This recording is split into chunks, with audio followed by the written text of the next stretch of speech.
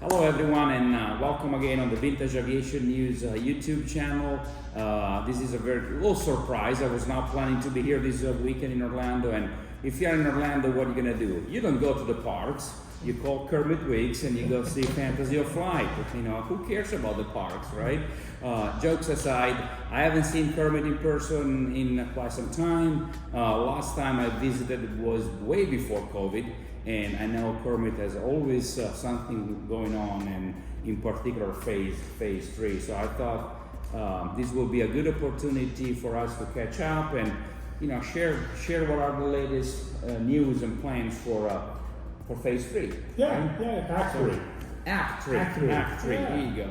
So you take it. Let us know what's going on, Kermit. Well, we opened here in 1995, which is basically what I call Act 2. I think I always say all great stories come in 3 acts. Act 1 was the Weeks Air Museum in Miami. It opened in 1985. I was already looking at property up here in Central Florida as we were opening in Miami. Realized very quickly that being on an airport was not the greatest place to get a bunch of people through. It was a great place to fly the airplanes and all that, but it was a start. And the energies kind of led me up to Central Florida because this is where the tourist industry was. Sure. I thought this is where I need to be. So followed the energies, eventually bought this property that we're on in 1987. So I saw the property before we actually opened the museum at the end of 1985. Purchased 3 pieces I put together, which is in effect, the property that we're on. And basically, we Act 1 ended with Hurricane Andrew. Act 2 opened here in 1995, 10 years later. And then in 2014, I closed this facility, which was only ever intended to be my shop. And we had basically build another hangar across the way over here, and that was this was all shut down for 1 year. Then I decided, hey, I need to keep something going for my gift shop to maintain my trademarks, keep my sign out on the Interstate 4. So basically, I'm telling everybody, take a bathroom break, go get a hot dog and a Coke or whatever, and wait for Act 3 to begin. So I'm still waiting. Sure. But it seems to me, I've been talking to you for a long time, that even during Act 1, you always had a vision for something more than just 4 walls with airplanes in it. Because even back in those days, it didn't cut it. Museums are a hard thing to run, and if you just have a place where they're easy to run, they're hard to pay for. That's right. But also, you always had this vision for inspiring people, which really I like a lot. So why don't you talk to us? Well, it's interesting. I've always had 2 parallel paths in life that never had anything to do with each other. One everybody knows me for, which is a fascination with physical flight. Airplanes is an expression of that. And I flew on the aerobatic team and designed build airplanes and collected, a lot of vintage airplanes for the collection. But I've always had a metaphysical fascination with inner flight. I've done a lot of exploration of consciousness. I've never done any drugs in my life, never smoked pot, nothing, okay? And because nobody would believe my stories. And I've not really let the public know what's going on the woo-woo side, we'll call it. But my wife basically, I had in my early 20s, I started having conscious out-of-body experiences. And I know there's ghosts because I've been one. I've left this form, floated through walls and ceilings. Nothing fantastic ever happened. I never bumped into any entities or whatever, but it was like, this is really cool. So it kind of led me beyond myself within that realm. And eventually I got led to go to the Monroe Institute up in Virginia, south of Charlottesville, or south of, I think Charlottesville. And basically, Bob Monroe created a technology back in the 60s, or early 50s, late 50s, to basically, they knew by putting EEG things on people that meditated, things like that, when people would either be in meditative states or have mystical experiences or connect with other realities, they could measure the brain waves. So what Bob Monroe did is he created a sound technology that he patented called Aviation. And what he did is he put a certain frequency in this ear, a certain frequency in this ear, and what would happen was the brain would discount that as white noise, but it would entrain itself into the dysresonant frequency. As an example, we live in a beta world, okay? Our frequency range of the human experience is, we can only hear up to a certain frequency range, and we know we blow a dog whistle and see the dog react and measure it, but we can't hear it in this human form, okay? And on the low end of that, the human ear can't hear below 28 cycles a second. And so what happens is that what they determined was where you have these mystical experiences is in the alpha and the theta ranges, which are, the delta range goes from 0 to 4 cycles a second. The alpha and the theta ranges go from 4 to 8 and 8 to 12 cycles a second, but that's below the human audible experience. So what Bob did is he created basically, for the airplane people, you've heard a multi-engine airplane that's cruising along at 1950 RPM, but the engines are out of sync. Yeah, you hear the white noise of wah, but what you hear is wow, wow, wow, wow. So what he did, they're out of sync, okay? So he would put two frequencies in your ear, like 108 cycles in this ear, 100 cycles in this ear, and what would happen was that 8 cycle dysresonance, your brain would eventually entrain itself into this frequency. So what Bob Monroe basically created was a way for you to go within and explore your own consciousness, okay? And as an example, when people meditate or when they wake up in the morning, basically when you've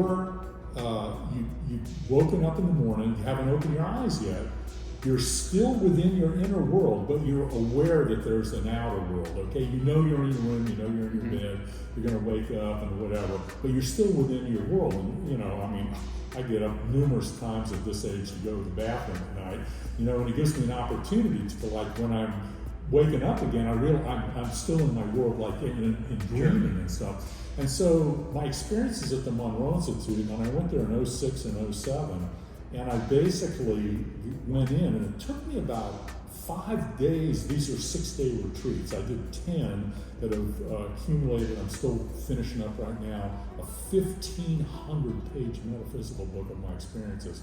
And by my third program, I was recording my experiences while they were happening. Nobody has ever created a book like this. So while you're reading my transcripts of my, we do 4 to 6 4 or 5 experiences a day that range from about 45 minutes.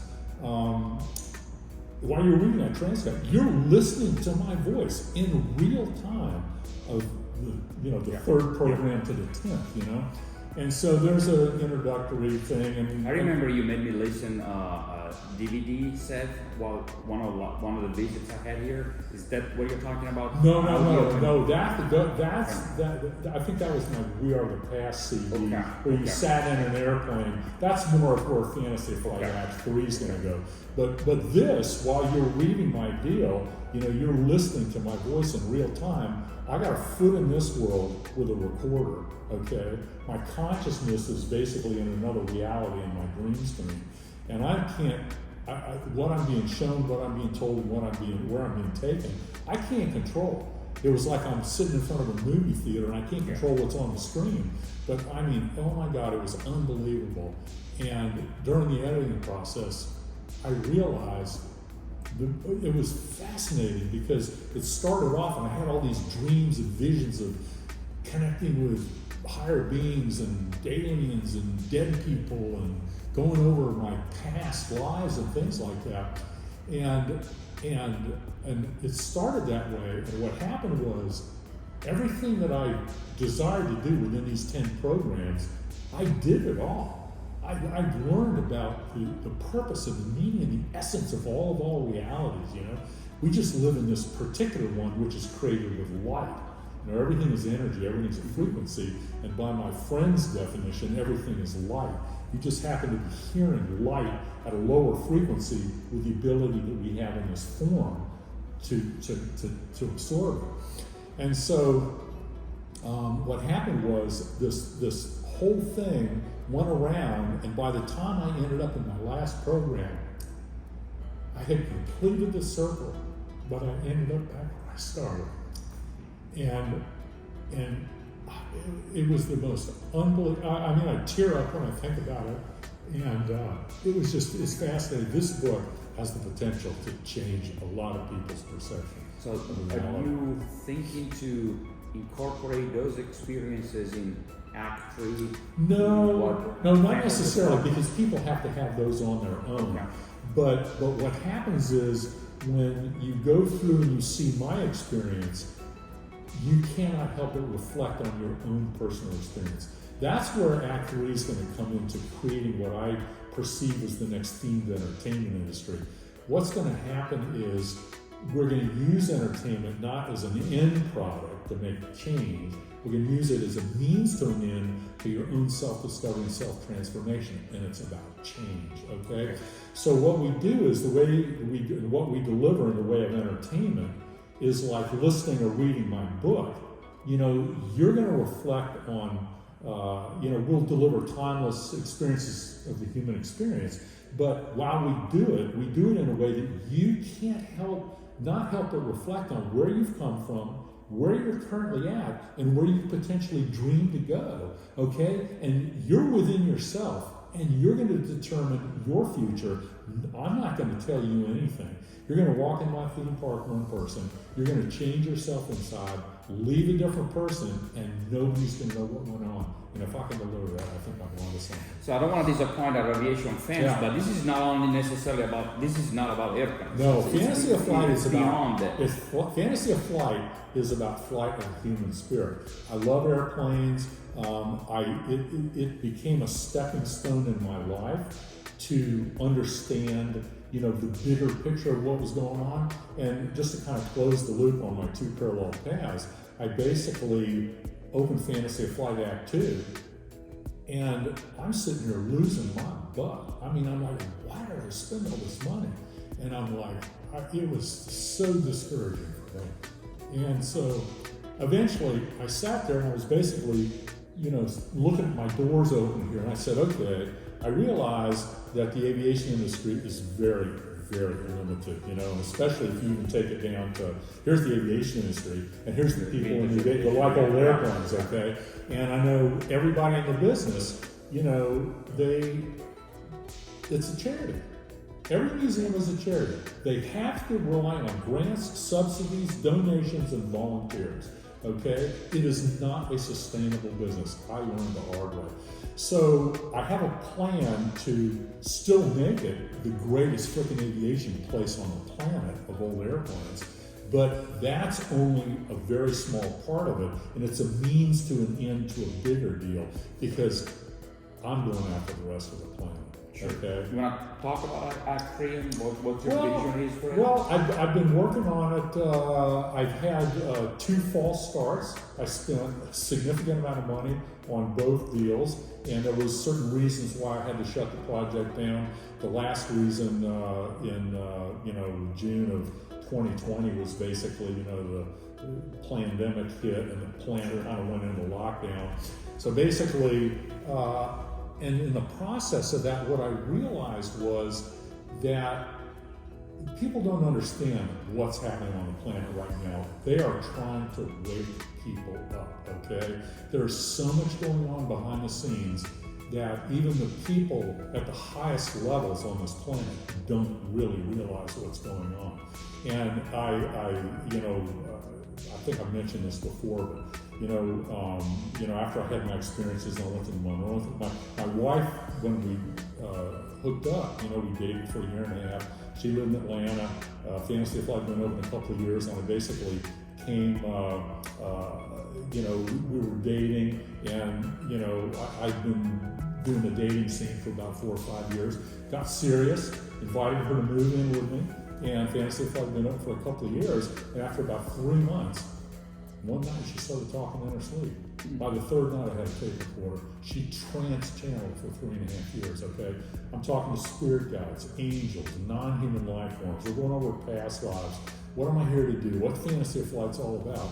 And that connection was basically, they trained me kind of from the other side to begin to connect with other realities. They would give me dreams I would have to interpret. If I remember, last time I spoke to you, you were able to meet our youths in this experience. That in my third program at the Monroe Institute, and they said they had never heard of anybody meeting anybody famous. We were in my third program at Monroe. We were pre-briefed to go meet deceased people. That was it. We didn't know who we were going to meet, blah, blah, blah. And I get in there and blah, blah, we did a little affirmation to get in to kind of set the stage of everything. And all of a sudden, within the deal, all of a sudden I felt like I was flying like Warp 3 Star Trek, and the universe was going by. And all of a sudden, poof, I ended up and it was totally dark. And I'm going, okay, I don't know where I am. I don't know what's going on. And all of a sudden, the first guy walks up and goes, I've got a very deep spiritual connection with Walt.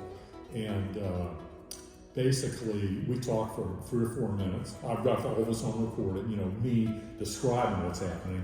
And then he leaves, and I'm just kind of like, wow, that was really cool, thinking to myself, man, I wonder who's next. Friggin' Howard Hughes walks up, and we talk, and he basically, I had seen the Sikorsky S-43 at Oshkosh in 1994. I made a mental note, oh my God, one day I'd love to own that. I mean, what aviation enthusiast that collects airplanes go, I would love to have Howard Hughes' airplane, okay? So, sure enough, I forget about it. 12 years later, I found myself being inducted into like a Lifetime Achievement Award at the Confederate Commemorative Air Force show in Ellington, east of Houston. And, I'd already seen the airplane, but there was no way I could afford it. Man, they were in la-la land on the price. And, I went and talked to the guy who was the executive of the estate. Long story short, I forgot about it. 4 years later, I'm being inducted. I thought, man, I wonder what happened to the airplane. Well, the Chinese had put in a bid on it, and they were seriously considering it. And it was in the price range that I had, in my mind, said one day. So I borrowed the money to buy the airplane. And anyway, in this thing when Howard was there, at the end we talked for a little bit. Oh, I wish I was there to help you. Glad you like old airplanes. I saw the HK-1 the year before the Spruce Goose. And he said, thanks for going to see that, blah, blah, blah. And right as they were leaving, he tapped me on the shoulder and he said, Kermit, I had not thought about the S-43 in 12 years. He said, Kermit, I know you're interested in my Sikorsky S-43. I'm going to help you get it. 4 years later, the airplane was mine. Wow. That's my world. I mean, it's so bizarre. So just to finish the woo-woo side, the Monroe thing happened. Then I had about a 10-year kind of like trying to figure out now what do I do, because by the time I finished the Monroe Institute, my friends had kicked me out of the Monroe nest, and I had to figure out things, but the timing was still unfolding, because it's never our timetable. We have to fit organically into the timetable of everything that surrounds us as well, which is frustrating me because I've been working on this for a very long time. So what happened was I did this second, I lost my train of thought. Anyway, I did all these programs, and now I've opened Fantasy of Flight, and that was, we opened in 95, it was in 06 and 07 I did that. Then I had a 10-year lull, and then I got drawn to a place north of Atlanta, and I took 10 days of in-depth and advanced channeling, because I was always fascinated with what my wife did when she trans-channeled. But like Edgar Casey, she was dead asleep. She had no idea what she was saying until she played the tape the next morning, until I played her the deal. And at some point, we would ask questions and blah, blah, blah. And that quit. And then eventually, because I was always fascinated, I had the Monroe experience. Then I eventually went to this other place and did 10 days of the in-depth and advanced channeling. I've been channeling consciously for over 6 years now. And the information I've got is unfreaking believable. where I came from, who I was, who I am, what I'm here to do. And what I learned through this, and when we shut down the last time in 2020, working on Act 3, I realized my clientele lies in the future. And what's got to happen is we have to get through this global hump of humanity awakening to what it's been enslaved to and what it's been involved in and how we've been lied to. And I'm connected at the highest ends of not only what's pulling the ultimate strings, but I'm just going to say the group. I don't want to get too wacko here, but there is a group that has been controlling this planet through what we would call the Illuminati cabal, deep state, or whatever. They've been controlling the humans to enslave humanity, okay? That is all about to change. And you're seeing the dissolution of that happening. There is a very, very bright light on the horizon for humanity. And that is when I just have to wait, because the timing it's not my timetable. And at some point, humanity is going to wake up. I don't know if everybody's familiar with Maslow's pyramid, but basically the bottom end of the pyramid is survival, okay? And then once you learn how to, feed your family and put a roof over your head and that kind of stuff, you begin to move up the pyramid. The top of that is self-actualization, which is ultimately where fantasy of flight's headed, okay? It will use the metaphor of flight to get people to see things in a way to where, I mentioned this before, you cannot find a more powerful metaphor than flight for pushing our boundaries, reaching beyond ourselves, and freedom. And in the physical world, everybody relates to reaching for the sky, reaching for the stars. That's a metaphor that has nothing to do with airplanes, okay? And within us, we soar in our imagination and we find our dreams. That has nothing to do with airplanes. Everyone relates to that metaphor of flight. And so what I eventually realized was, at least in Act 1 here, it's all going to be about airplanes, to use as a means to an end, set dressing to tell timeless stories about the human experience from the past. Okay, sure. There's going to be 3 aspects of fantasy of flight in the future, and one of them is going to be the past. I mean, if you think about it, humanity 100,000 years ago today, and in a million years, is going to be drawn beyond itself. And if you take to the next level, if you're a self-aware life form in any reality, this still, is true. And so basically, what's going to happen is we're going to be able to tell the same timeless stories of humanity within the context of the past, which is Act 1, the present, Act, not active, but basically, the past, the present, and the future. So Act 3 basically is going to use the past and timeless stories of. In the other 2 aspects, the present and the future, there's going to be no. Do you have a timeline? I have no timeline. Ask my friends.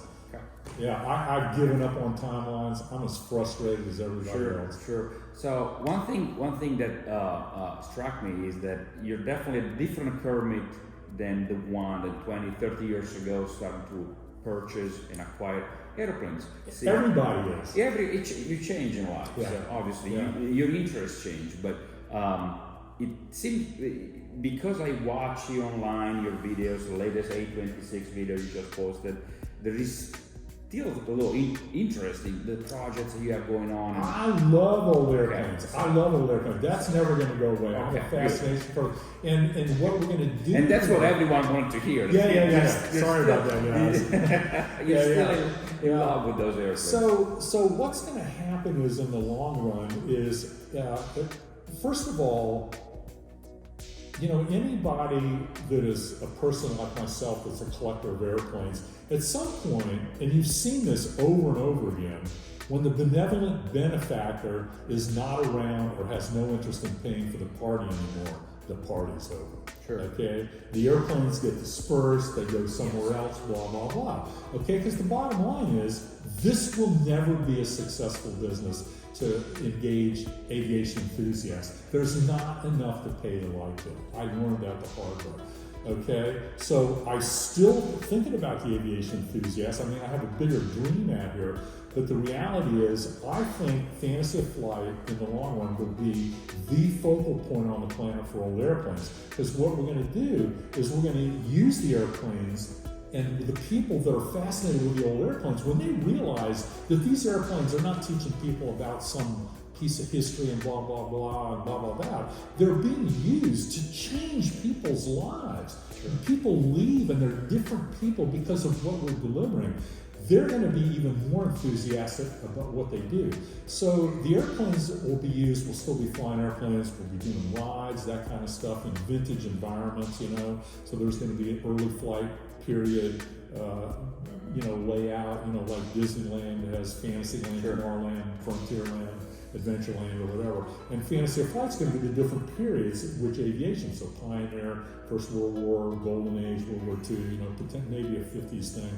And so what I see happening is over here, because this was always intended to be my shop, there will be, tours and things like that, but not this is how, we do this and that. Because what we do anymore over here has no socially redeeming value to society. These old airplanes, they're old airplanes to most people. And they're like, who cares, okay?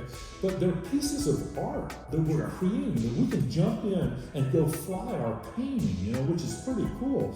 And so what we do is we deliver how we rebuild and stuff in ways that show people how they can understand and discover the potential that they have in it. Because at some level, every person on this planet is an artist. Sure. We just express ourselves in different ways. So we'll use the expression of the art we do here to touch people on a grander level. Not, I want you to be an old airplane, vintage lover, vintage lover, and build parts. Yes, some people will do that, but my perception of the aviation industry is everybody in the industry is trying to get a bigger piece of a really small pie. Okay, and so what I want to do is I'm going to go after the whole biggest pie on the planet, 7.5 billion people. Okay, and guess what? I may get a smaller piece, but it's going to be bigger than anything. I think the message there that sticks with me is that you always told me that is the point is to discover the potentials within yourself, because a lot of people don't know they can do it. Anything doesn't have to be airplanes. So what you're going to do, you're going to show them that using airplanes, using what you have, that you have potentials within yourself. You just have to discover them and be proactive at it. Just don't be passive. So the main thing the number one thing that I discovered with these inner explorations was what everything truly is at its core is infinite potential. Mm-hmm. But within infinite potential, there's no experience, only the potential thereof. So in this particular reality that is created with light, okay, and from my perception, the paint with which we paint this with is light, okay? And the paintbrush with which we paint this experience with is consciousness or awareness, okay? And the palette that we happen to choose our colors from is duality, okay? And so what happens is, in this world of light, when infinite potential comes metaphorically through the light barrier, okay, all of a sudden it's in the middle of itself, radiating without and within, but it doesn't know what it is because it's in the middle of itself. That's one. That's the oneness. That's the great I am, okay? One thing I wanted to touch, and you mentioned it here a minute ago, there are other collectors and they move on, let's put it this way, and the collection gets dismantled and gets dispersed. Have you thought about the Kermit Weeks legacy of not only the airplanes, but what you're trying to achieve? Because airplanes are a material thing, they can purchase and sold, but what you're trying to do, it goes beyond that. So have you thought about the Kermit Weeks legacy in the next 20, 30 years? Well, I have an overall plan of what's kind of been given to me and shown that I've discovered. And the bottom line is, in the end, I do see the potential of the entire collection ending up in a not-for-profit. I don't know what not-for-profits are going to mean in the future. I think there's going to be because the not-for-profits operate based on a perceived tax system, okay? I think a lot of that's going to go away in the future from what I'm seeing and what I'm understanding. And people are going to be in a way to where they can move up Maslow's pyramid because they're not having to work 40 hours a week and blah, blah, blah. So the opportunity is going to be for more people to question, why am I here? Why am I taking up space? Now that I have the time and I don't have to worry about survival, what am I going to do? Okay? And so part of what Fantasy of Flight is to do is allow people to self-discover that for themselves. And the park system is just one aspect of it. I also see an aspect of where it's going to basically be a shopping mall of life's experiences, and people that are serious about some aspect of the human experience are going to be on site, letting people know, here's an opportunity, here's an opportunity. So you're going to go through this shopping mall of life and figure out what you want to do. So after you come out of the park and you've hopefully met our mission statement, light that spark within, sure, which is a metaphor for what we truly are, infinite potential, coming into this world of light and expressing yourself in your own unique way. Is there another Kermit Weeks in the world of aviation? Say again? Is there another Kermit Weeks in the world of aviation, or somebody else that can take no. from here? And no, what's going to happen is the planet's going to take, once I leave, the planet's going to take it over, okay? So I see the collection ending up in a separate organization from the for-profit side, to where you can take advantage of grant subsidies, donations, and volunteers. But the difference is, because they support the thing over here, they're getting part of the gate. So there's an income that supports this side of it. And I know from all the other aviation museums, they have a gate that comes in the thing, but it'll never pay the light bill. Sure. You still got to pay all the salaries and blah, blah, blah. So they still have volunteers, donations, grants, subsidies. And the bottom line of business is if you've got a product most people aren't willing to pay for, you got a product most people don't want. Sure. Okay, so you have to create it and deliver something in a way that it can be financially successful. Otherwise, it's a charity. I'm done with charities. Well, this is awesome, Kermit. I think we covered pretty much what Act 3 is going to be. I think everyone is happy to know that the airplanes are here to stay, your vision is here to stay. So is there anything else you want to add before we all close this segment? Because we'll stay here all day, all day.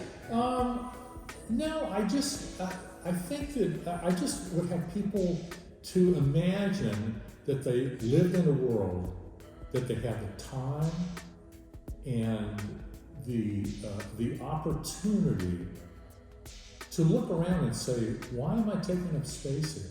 If I imagine that I signed on the bottom line before I entered this life form and this life, what am I here to experience? What am I here to learn? What am I here to leave? What potential do I have? The musical instrument, dance, building an airplane, whatever it is, what is that? If you now have the time that you could just focus on that, what would you do? Okay? And that's where Fantasy Flight's headed in the future. So to allow people to self-discover that. Let's talk about the fun part.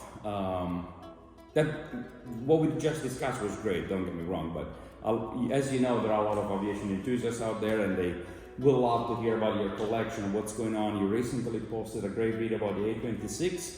What else is going on in Kermit's world? Oh my God, we have a number of projects. I'm actually down right now. My aircraft department only has like about 5 people in it.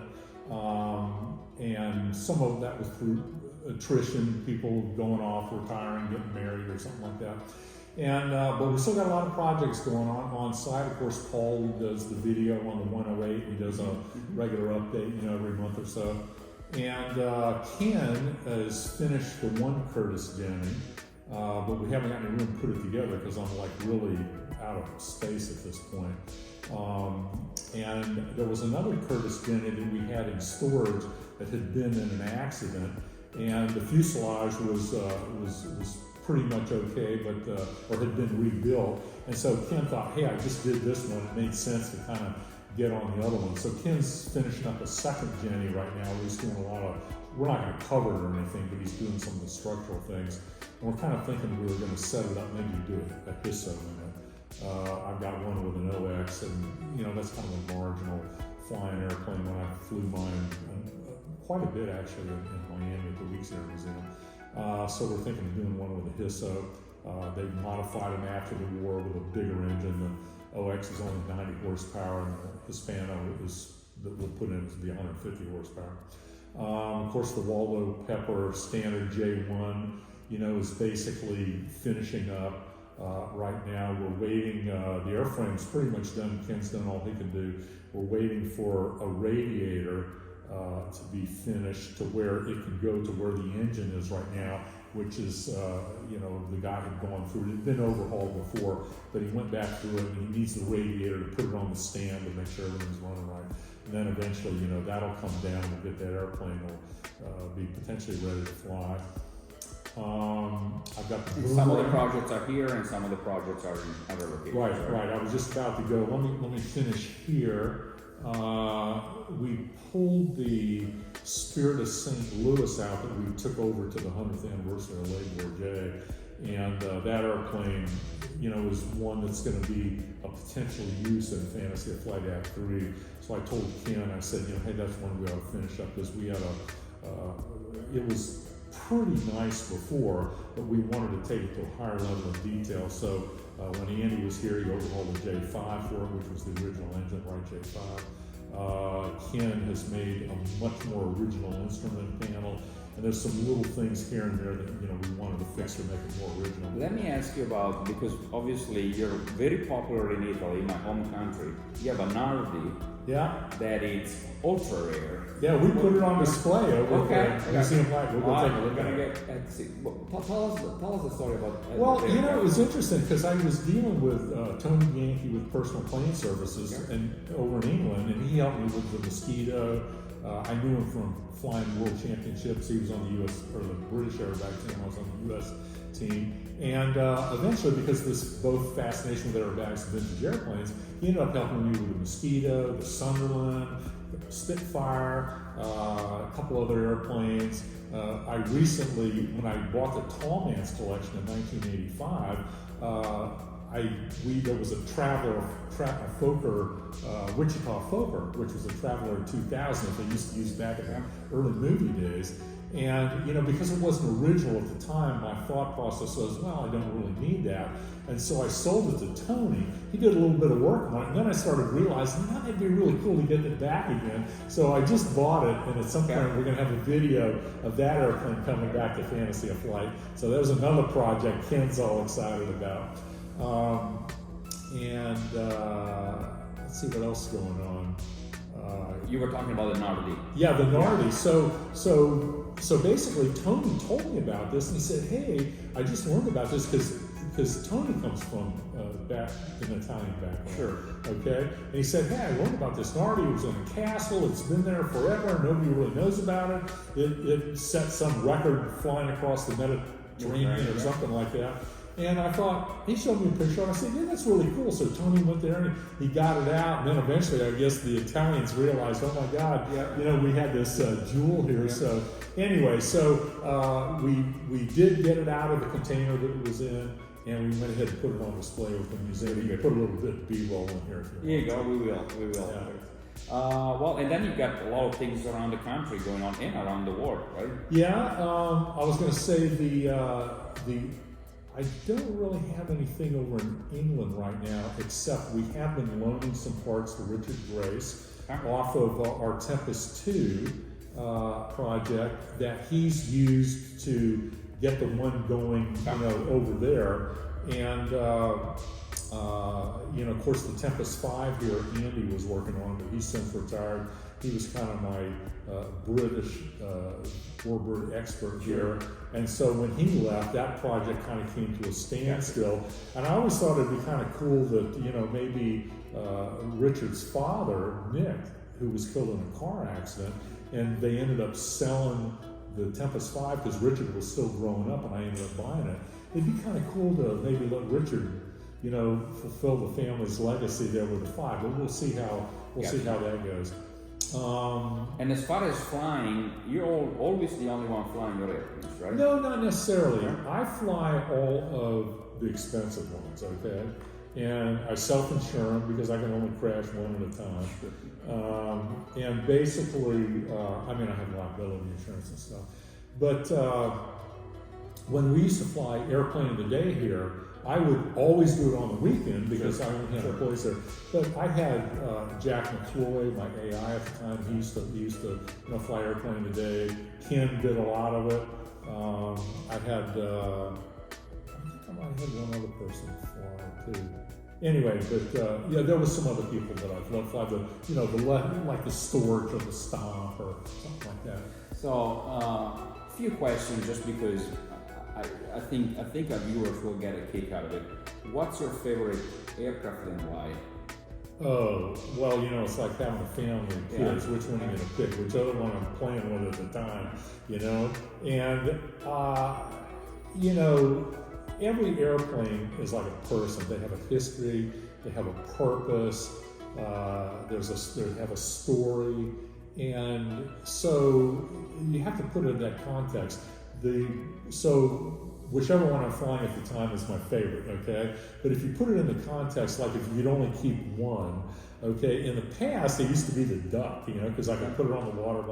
But then I got to tell you, right now, I think my go-to fun airplane, because since we're not flying for the public every day, I've got a limited number of airplanes in license right now, and we're working on a couple more to get flying, and maybe I'll do some Kermit cams in, like the CW-19, the Whirlway, a BT-15 that Paul did a lot of work on, but then we realized the engine, kind of had a sketchy record, so I bought another one that we're going to replace it on. So there's a couple of airplanes that Jack McCloy, my AI right now, is working on, but he's just a consultant. He doesn't work on them full time. So that's kind of a slow process. But currently, the S39, the little Sikorsky draft engine, that's my go-to fun airplane. If I want to do something, because I can splash it, take people for a fun ride. My biennial's coming up, and I'll probably go out in that, and do that. And then we still have the Waco that I flew back from Sedona a while back in license. But other than that, I've not flown any of Which will be the airplane that you don't have, but you will hire to have? There's a couple on the list that I'd love to have, but I don't want to tell anybody, otherwise the price will go up. Let's just say, there's a biplane or two out there that would be of interest. There's some obvious single-seat World War II fighters that I don't have that would be nice to have in the collection. But we'll see. But I got to tell you, the one that's going to go to the top of the restoration list as soon as I can afford it, because you got to realize, I've been, it's actually an interesting thing here. I've been funding a company that's in the health industry that I've been funding for a significant amount of time here, and it has a lot of potential. And if and when that pays off, I'm going to be in a different category. I'm going to pay off all my loans and blah, blah. I've been collecting property in the area here for future potential use, and I've been borrowing money for that as well. So. After so many years of collecting and buying airplanes, do you still have that fire inside you that when you see something, you tell yourself, man, I got to have it, man, I got to have it. Or it's more like a mature approach now, like you say, well, I have a lot invested, maybe it's not the right time. Well, or there's a side of you say, the angel. Yeah, one on each side. Yeah. So the reality is, I pretty much have most of everything. So there's not that much that floats in front of me to say I gotta have that. But there's a lot of airplanes that I would like to have in the future, but they're going to be available. Somebody approached me about one that I mentioned, on a recent video here, like an Orlampa C3. It would make a great character one day. I don't have the space to store it. Or that Caproni seaplane that you and I talked about. Yeah, exactly. That would be a great airplane to have too, but I just don't have the room. Yeah. And so this is my thought process now. I'm still funding this long-term dream of this health company I'm involved in. And what are people going to be focusing on in the future if this whole pandemic issue is a health problem within society? They're going to be focusing on health, okay? And I think when you start seeing some of the ways, I'm trying to say this in not to get the political correct way. Yeah, political right. If there's certain industries that might be changing in the future, people might be working on focusing on more holistic approaches to their health and stuff, instead of popping lots of pills that may have. Well, we all hope that will pay off. Because well, if it does, then I'll be in a position to move forward with Act 3. Because one of the things that I've really felt strongly about is I'm never going to take on any investors. I'm going to do this myself because I don't want anybody to compromise my dream. If it's about this, it's not there. I want to create it about this, but it's got to be done in a way that this is also successful. Well, regardless of what the outcome will be, I feel like I can talk for the many aviation enthusiasts that we all owe you a bunch of gratitude because your dreams are our dreams. The way you share aviation and your vision, I think it's great. A lot of others are more private. They don't share their life and their goals, their adventures. So what you do on YouTube, on social media, and the fact that I've known of people that called you up out of the blue and say, "Can I come see your place?" Sure, come on in. My home is your home in a way. Not like that, but I'm sorry. Thanks for that. We'll cut it. We'll cut it. But now we do backlog VIP tours now. You do open your doors to folks. So I think that a lot of people watching this video will feel the same way. And we'll thank you for what you do, and all these great videos are awesome. Well, I'm going to try to add them in here. I'm trying to think post-editing now. I'm going to add some of the videos of Kermit has produced because obviously you're familiar with his work, but I'm just going to push it. and I mean, I get like 99% of my comments I get are great. People appreciate that, But, what do you tell to those that say, "Oh, you should keep those airplanes flying"?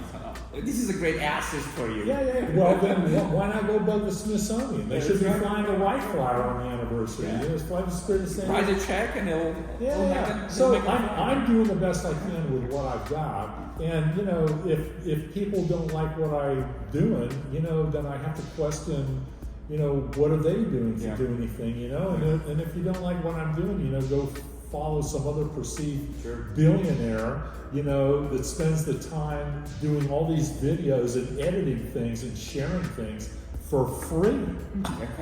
Okay, so, go find somebody else that's doing what I'm doing. Well, we're all your fans, so we hope that Act 3 will come to fruition very soon. Thank you. We'll break this segment. We're going to walk around, do a little filming of beautiful airplanes that Kermit has here. As usual, thank you. So look forward to go outside. Thanks for coming down. Appreciate it. This is pretty cool. So this is the main entrance that we use for like business and stuff, And basically, you have to read my little sign up there. But the cool part about it is, it just so happens that the first airplane I built when I started in high school just happens to fit in Kermit's dream restoration facility. So, I mean, how cool is that? That's perfect. And we went ahead and mirrored the ceiling so you can see the top paint job up there too. Anyway, Oh yeah, pretty amazing. it is. It's great. Cool. All right, we'll go check out the museum.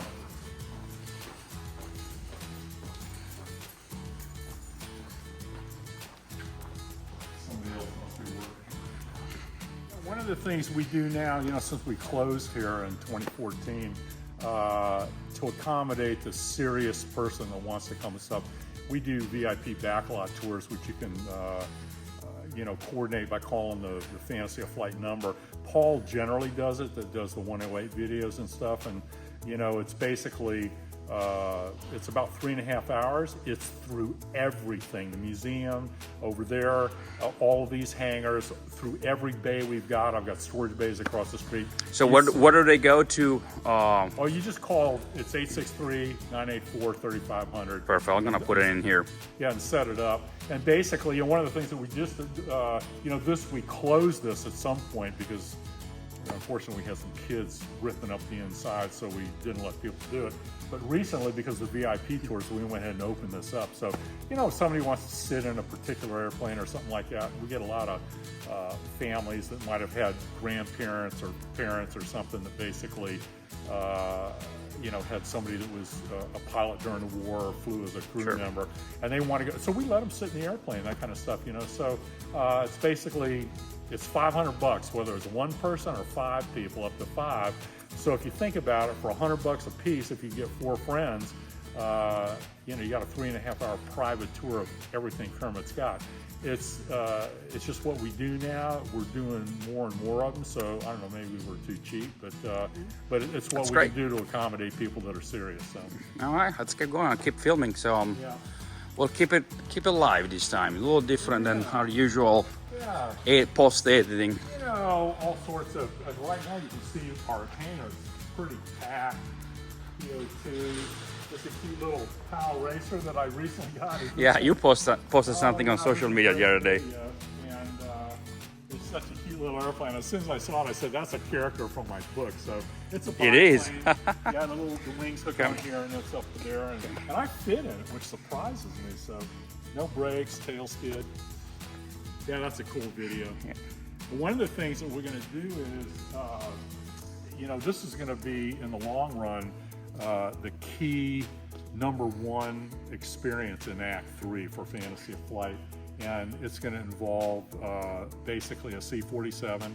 And the title of it is not the C-47 experience, it's about the human experience.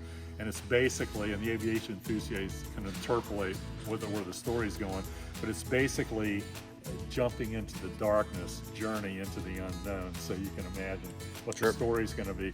And what we're going to do in the long run with Fantasy of Flight, the airfield is going to be a real airfield, okay? And the real airplanes that fly are going to be in the hangars and stuff, and we'll pull them out. But what's going to happen is like in the C-47 experience, that would be jumping into the darkness. What's going to happen is this airplane will be sitting in the corner, but back there, what will happen is where it says fighter town, the carrier deck door, you'll go in there and there'll be basically like a sound stage, a studio, to where you're going to go into an immersive experience and experience something. And one of the things that I'm adamant about is I'm not going to have any lines, okay? I'm going to respect your time if you respect my time. And what will happen is I'm only going to sell my capacity. So if we only have, 300 things in there, that's all I'm going to sell all day. And so if you come in and go, hey man, there's an opening at 2:15, boom, I just booked my flight.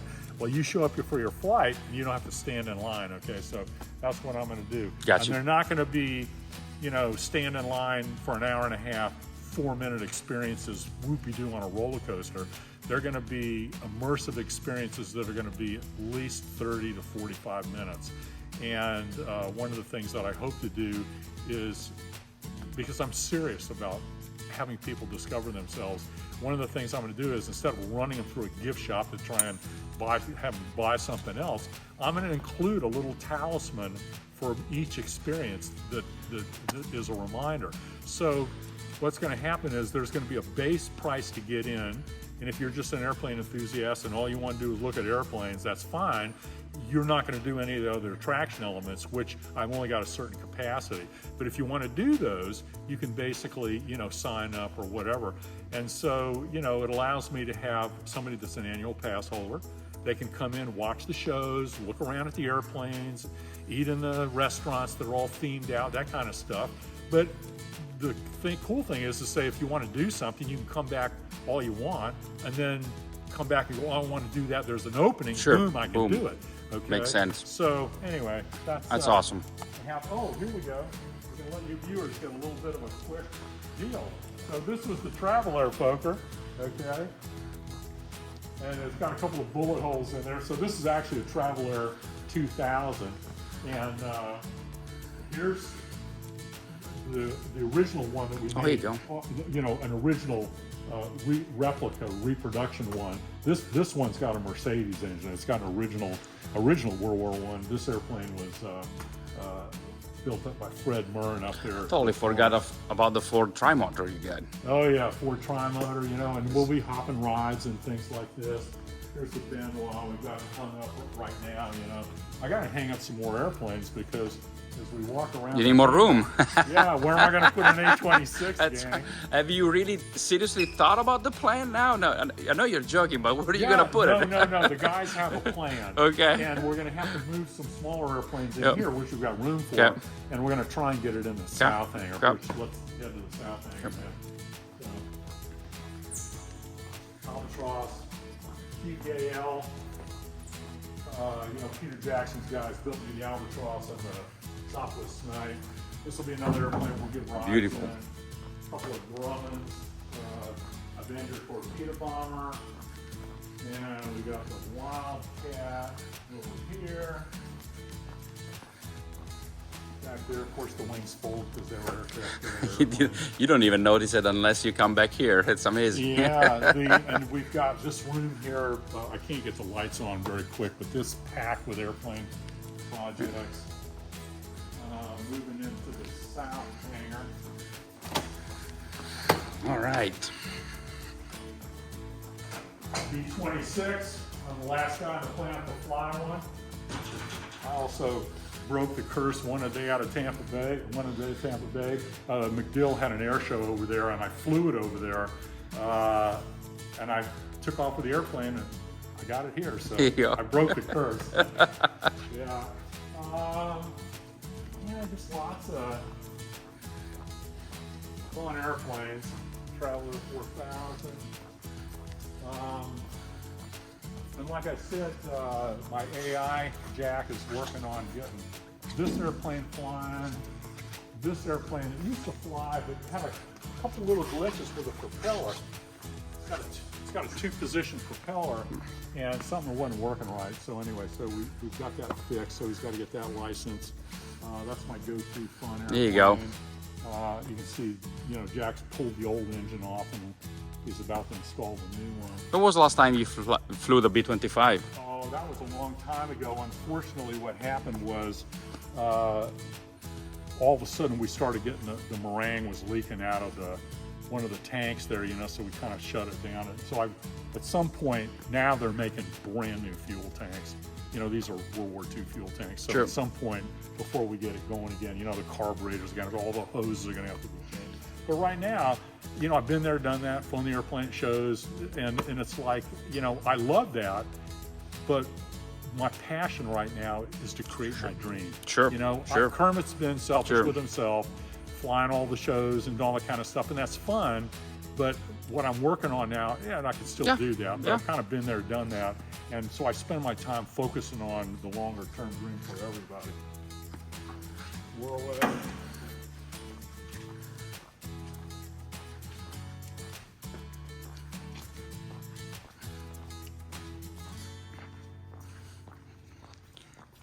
Stagger wing. Beautiful stagger wing. That was the Learjet of the 1930s. Yes, indeed. Great flying airplane.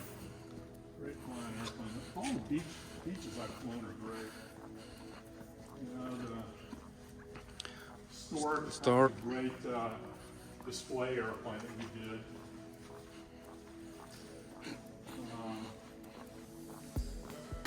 This is the Jenny that Ken finished, and in the other room we've got the other one that he's working on.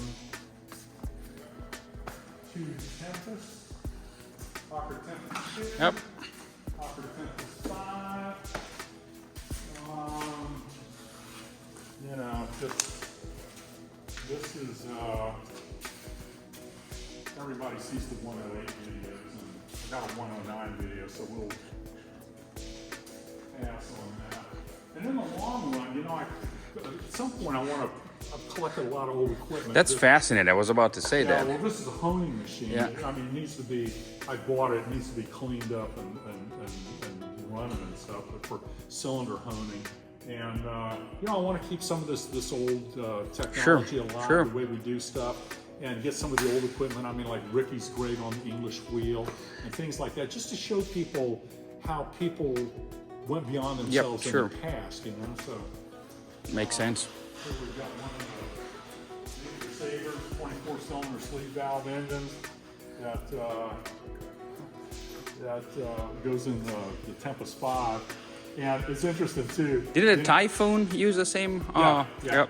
It's interesting that the I don't know if everybody remembers, but they did a bunch of filming for that TV series, The Right Stuff Here. They did one season, and that was it.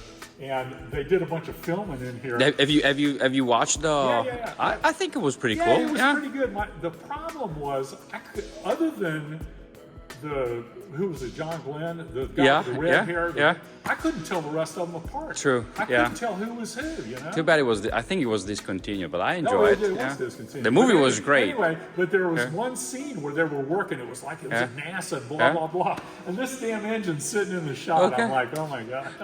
Anyway. But accuracy, huh? Only an aviation enthusiast would pick up on that. Yep. So this is. This is my favorite room, actually. Yeah. So right now, this is the wood shop. I just wanted to show you the other Danny that Ken's been working on.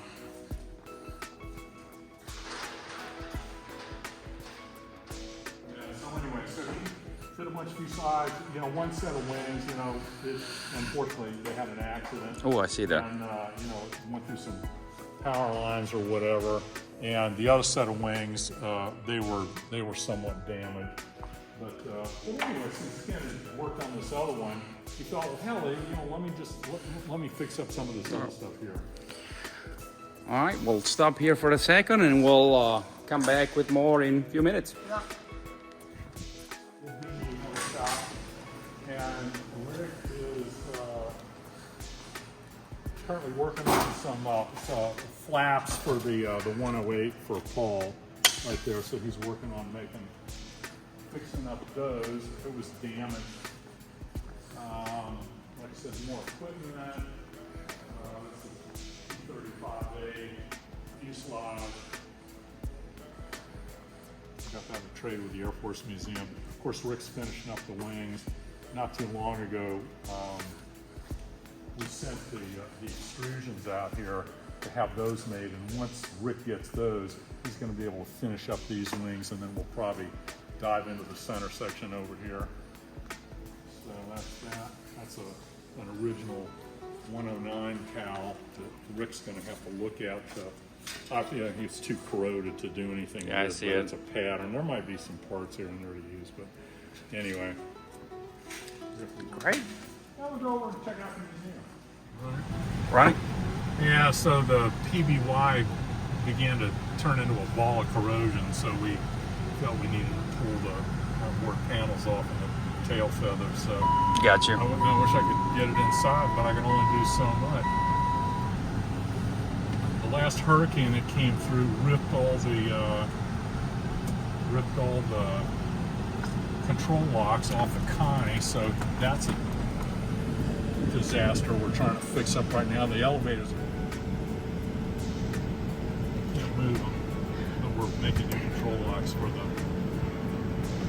rudders. The Right Stuff TV show used this hanger, right? Yep, I remember that. They did a lot of stuff. We had a pretty good crowd here. This is our last weekend for the winter season. Okay. And then we'll reopen in Father's Day weekend in June. This is the little museum light here. We got a pretty good crowd going today. It's our last weekend, and they do 2 tours. I got 2 tour guides, you know. So right now they're doing the tour.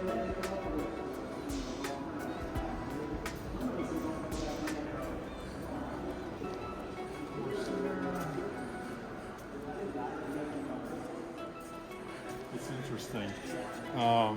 So this is really, you know, to keep the gift shop going too, because I've got trademarks I need to maintain, keep my sign on the road. It's actually, I mean, we're actually paying the light bill for the employees and I mean, it's not paying property taxes and stuff, but anyway, keeping things going. How y'all doing? Hi. Good to get it. 24 nose, 29. This is the actual airplane that Scott Crossfield That's amazing. dropped Yep. from to do his Mach 2 run. So those are all the drops. Scott had Oh, that's cool. signed it here. Paul Tibbets' signature is fading. This is the guy, I think, that dropped the bomb from the front, and this was the gal, the only WASP that flew B-29s in the war. That's a little character.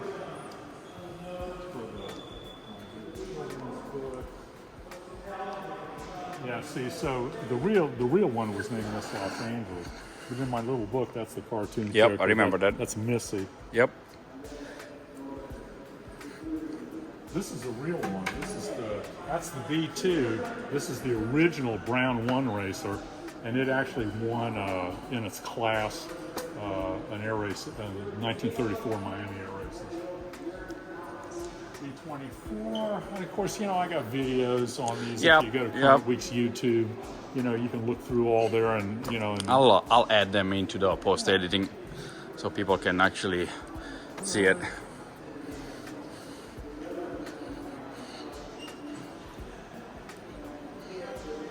for an old wind. This is Anzani. This is what Yep. Valeria flew across the channel for the first time in, I think, 1908, 9, something like that. Well, this one anyway. It doesn't have a date on it. More characters in the children's books. Got the I-16 F3F, flew this back from California. This is kind of interesting. This is what's left of the original Vega fuselage. I've got great videos going on now. Kevin Kimball's doing an amazing job.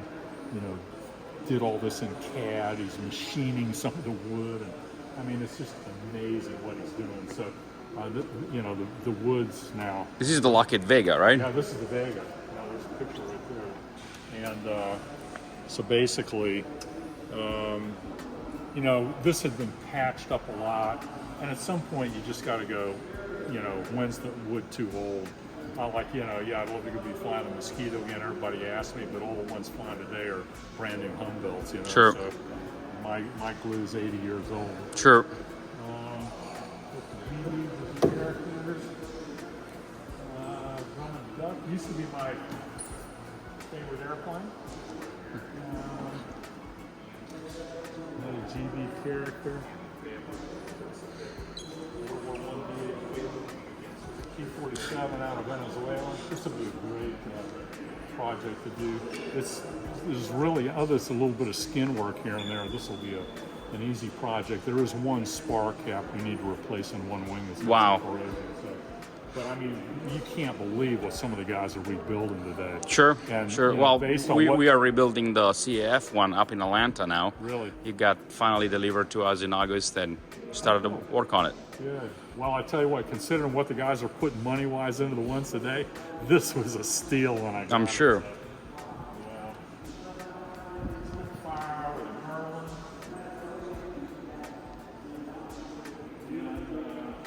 Of course. P-51s. Oh, we're going to finish up with the Narca.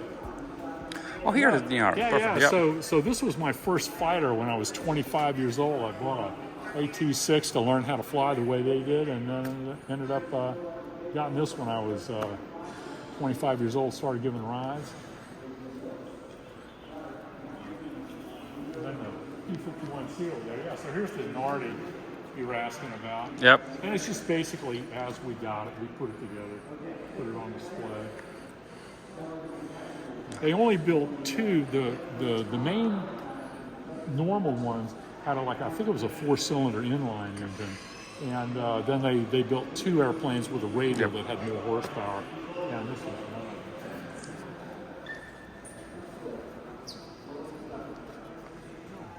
What's happening, gang? Am I telling that story right about the Archer and telling the government to stop it, but they wouldn't give him the last victory?